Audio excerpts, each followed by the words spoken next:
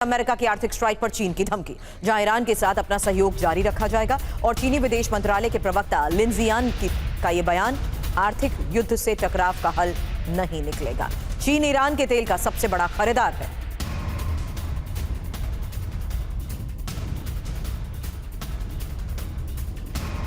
तो ईरान पर America versus चीन, क्योंकि बीजिंग की धमकी सामने आ चुकी है कि अमेरिका जानबूझकर टकराव को बढ़ा रहा है। ईरान के साथ व्यापार चीन नहीं रोकेगा, जबकि आर्थिक स्ट्राइक से हल भी नहीं निकलने वाला। अमेरिका की नीति और संघर्ष बढ़ाने वाली है। बड़ी बात यह है कि चीन ईरान से सबसे ज्यादा ऑयल खरीदता है और युद्ध से पहले और अभी की स्थिति भी आपके सामने, क्योंकि चीन हर दिन 14 लाख बैरल अगस्त में अभी तक जो ऑयल खरीदता था, हर दिन 14 लाख बैरल ऑयल खरीदता था चीन युद्ध से पहले। लेकिन अभी जो हालात हैं, अगस्त में अभी तक चीन ने 5.34 लाख बैरल तेल ही खरीदा है। वहीं स्ट्रेट ऑफ हार्मुज पर ईरान की सख्त चेतावनी भी आज की एक और बड़ी खबर है। हार्मुज से कोई सैन्य जहाज नहीं गुजरेगा। ईरान के उप विदेश मंत्री की यह धमकी है कि अमेरिकी युद्धपोत को भी इजाजत नहीं। हार्मुज पर ईरान ओमान की बातचीत। तो हार्मुज पर अमेरिका वर्सेस ईरान, क्योंकि समंदर में बारूदी तूफान।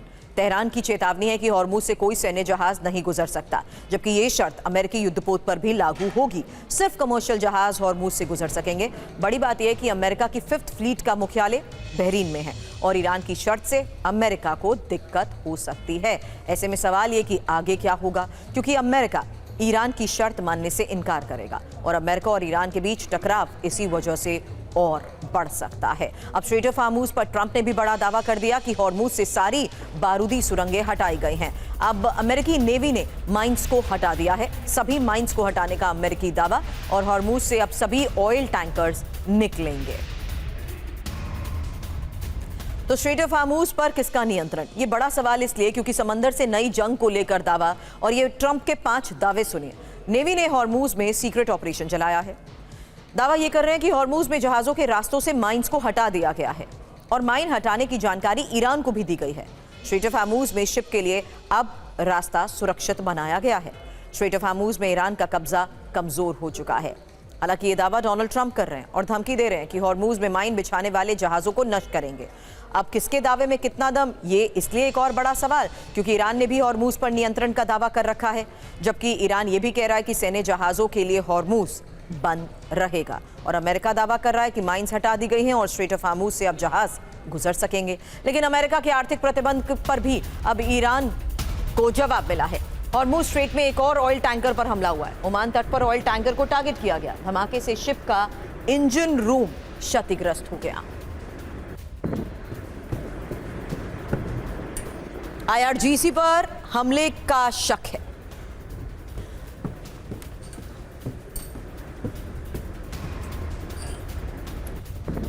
तो अमेरिका को ईरान का जवाब, हार्मुज में टैंकर पर प्रहार, क्योंकि ट्रंप ने क्या किया और मुश्तबा के एक्शन को लेकर यह खबर, ऑपरेशन इकोनॉमिक आउटकास्ट को लेकर जिस लिहाज से इस ऑपरेशन को चलाया गया, हार्मुज पर हमले से आर्थिक प्रतिबंध का जवाब मुश्तबा के इस एक्शन में सामने आ रहा है। हालांकि 5 पॉइंट में पूरी खबर उस लिहाज से समझिए जहां ओमान तट से गुजर रहे टैंकर पर रॉकेट से मिसाइल से हमले की दावा किया जा रहा है। रॉकेट या मिसाइल से वार हुआ। हमले के बाद जहाज के इंजन रूम में धमाका हुआ और आग लग गई।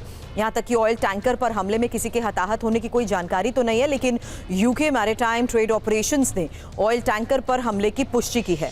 ऑयल टैंकर पर हमले की अभी तक किसी ने जिम्मेदारी भी नहीं ली है। अब ईरान पर शक इसलिए क्योंकि तेहरान ने अमेरिकी आर्थिक प्रतिबंध का जवाब देने की चेतावनी दी थी। बड़ी बात यह है कि हमले के कुछ ही घंटे बाद हार्मुज में अस्थायी शिपिंग कॉरिडोर का प्रस्ताव भी सामने आया, जहां ईरान और ओमान के बीच माइन साफ करने और सुरक्षित रास्ते पर बातचीत भी हुई है।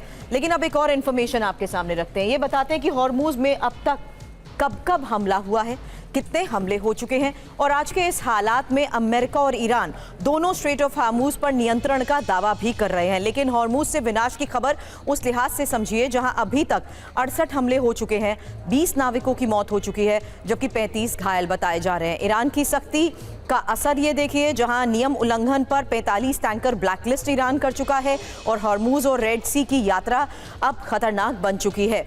वहीं दूसरी तरफ गुजरने वाले जहाज़ों की बीमा भी मुश्किल हो चुका है और कंपनीज का बीमा रिन्यू करने से इनकार भी सामने आ रहा है। लेकिन ईरानी हमलों से अमेरिका को भारी नुकसान का भी अब दावा किया जा रहा है, जहां पश्चिम एशिया में अमेरिकी ठिकानों में मची तबाही की खबर है। अमेरिकी मीडिया रिपोर्ट से बड़ा पर्दाफाश ये हुआ कि इंटेलिजेंस साइट्स और सर्विलांस उपकरण नष्ट हो चुके हैं। इसके अलावा ईरानी मिसाइल और ड्रोन ने भी तबाही मचा रखी है। तो ईरान युद्ध पर नया पर्दाफाश, अमेरिका में विनाश, क्योंकि दावा किया जा रहा है कि ईरानी हमलों से अमेरिका को सबसे बड़ा नुकसान हुआ है। दावा यह किया जा रहा है कि पश्चिम एशिया में ही 200 से ज्यादा अमेरिकी ठिकानों को नष्ट किया जा चुका है। ऐसे में इन दावों के बीच अमेरिका के डर की बात इसलिए क्योंकि सैन्य ठिकानों की दोबारा मरम्मत से यूएस डर रहा है। सैन्य ठिकानों को कहीं और शिफ्ट करने पर भी विचार कर रहा है और ईरानी मिसाइलों की रेंज से दूर ले जाने का ये प्लान है, जबकि जॉर्डन और इजराइल में कहीं शिफ्ट करने की तैयारी। हालांकि अभी तक इससे पहले बहरीन, कुवैत, कतर के यूएस बेस में टारगेट हिट किए गए, तबाही मचाई गई और 1947 में CIA बनने के बाद पहली बार यूएस को इतना नुकसान हुआ है। वॉशिंगटन पोस्ट में ये दावा किया गया। अब ईरान में सत्ता परिवर्तन अमेरिका चाहता है। बड़ी खबर यह है कि पूर्व अमेरिकी राजनयिक लुडोविक हुड का ये बयान सामने आया कि रिजीम चेंज युद्ध का सबसे अच्छा नतीजा है। ईरान पर सैन्य दबाव बनाए रखना चाहिए और ईरान का नेतृत्व बहुत ही कमजोर हो चुका है।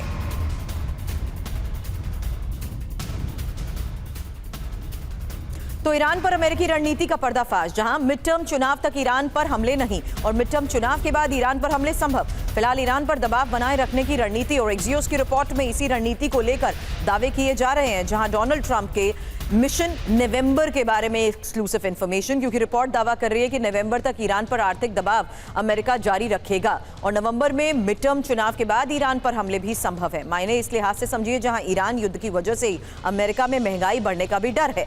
तेल की कीमतें बढ़ने से अमेरिकी जनता में नाराजगी भी बढ़ रही है और चुनाव में सैन्य जोखिम डोनाल्ड ट्रंप के लिए नुकसानदायक साबित हो सकता है और चुनाव में युद्ध से राष्ट्रपति ट्रंप की इमेज पर भी असर।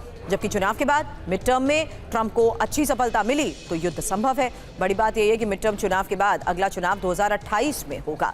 अब इस बीच एक और बड़ी खबर है, अमेरिकी हमलों पर ईरान दावा कर रहा है कि युद्ध के दौरान भी पावर प्लांट का निर्माण, और ईरान के ऊर्जा मंत्री ने यह बड़ा दावा किया कि हमले में एनर्जी सेक्टर को नुकसान नहीं पहुंचा। हमारे पास अच्छी तादाद में पावर प्लांट है, हमारा एनर्जी सेक्टर खत्म नहीं होने वाला। तो ईरान का चकमा, ट्रंप को सदमा, क्योंकि तेहरान दावा कर रहा है कि अमेरिकी हमलों से हमारे पावर प्लांट्स को कोई नुकसान नहीं पहुंचा। युद्ध के वक्त भी हमने पावर प्लांट का निर्माण किया है और दुश्मन के सारे हथियार खत्म हो जाएंगे, हमारे प्लांट नहीं। जबकि हमारी बिजली व्यवस्था बहुत मजबूत है और हर इलाके में फैली हुई है। ये ईरान के ऊर्जा मंत्री की तरफ से दावा किया जा रहा है। साथ ही आपको बता दें, ईरान के पास 526 पावर प्लांट मौजूद हैं। करीब 78,439 मेगावाट बिजली उत्पादन होता है और इन हमलों से 2000 बिजली ग्रिड्स को नुकसान का दावा भी किया जा रहा है। मेरे सहयोगी मनीष इस वक्त हमें ज्वाइन कर चुके हैं। और मनीष, कल तक हम जो आर्थिक इकोनॉमिक क्रैश को देखते हुए आर्थिक स्ट्राइक को लेकर दावे कर रहे थे, मैंने आपसे यही सवाल किया था कि ईरान कब तक ये प्रेजेंट करता रहेगा, ये बताता रहेगा, मैसेजिंग, वॉर ऑफ मैसेजिंग में कहता रहेगा कि कोई नुकसान नहीं पहुंचा, जबकि असली फैक्ट सामने नहीं आए। और वो फैक्ट सामने नहीं आए तो डोनाल्ड ट्रंप के कहने पर भी विश्वास नहीं हो पाता है, जबकि हकीकत और रिपोर्ट्स तो ये भी दावा कर रही है कि ज्यादा से ज्यादा एनर्जी सेक्टर्स में नुकसान पहुंचा है। भले ही आज के इस हालात के बीच में ईरान के ऊर्जा मंत्री कुछ और दावे कर रहे हो। देखिए, ये बात तो सही है कि जो ईरान पर अटैक किए गए थे उसमें उनके प्रायोरिटी टारगेट पर एनर्जी इंफ्रास्ट्रक्चर नहीं थे। बस ईरान पर दबाव डालने के लिए 2-3 दिन ऐसा हुआ जब इजराइल और अमेरिका की तरफ से एनर्जी सेक्टर पर अटैक किए गए थे, जिसके जवाबी कार्रवाई करते हुए ईरान ने भी मिडिल ईस्ट के कुछ एनर्जी इंफ्रास्ट्रक्चर पर अटैक किए थे और तब इतना नुकसान हुआ है। तो आप समझ सकते हैं कि अगर अमेरिका और इजराइल का ये मकसद होता कि ईरान में एनर्जी इंफ्रास्ट्रक्चर से जुड़े हुए सारे एसेट्स को ध्वस्त कर दिया जाए तो वो कर सकते थे। अब बात यह है कि ईरान की तरफ से बार बार ये कहा जाता है कि जी हमारा तो कोई नुकसान हुआ नहीं है, हमारा तो कोई नुकसान नहीं हुआ। ऐसी बात नहीं है, क्योंकि 40 दिन के उस जंग में करीब 30,000 बम गिराए गए, जिसमें से कई बम ऐसे थे जो 20 से 30 हज़ार की पाउंड के थे बम। तो आखिर ये बम कहाँ गए? वो तब हालत है जबकि ईरान में ये सभी अटैक प्रिसाइज अटैक किए गए थे।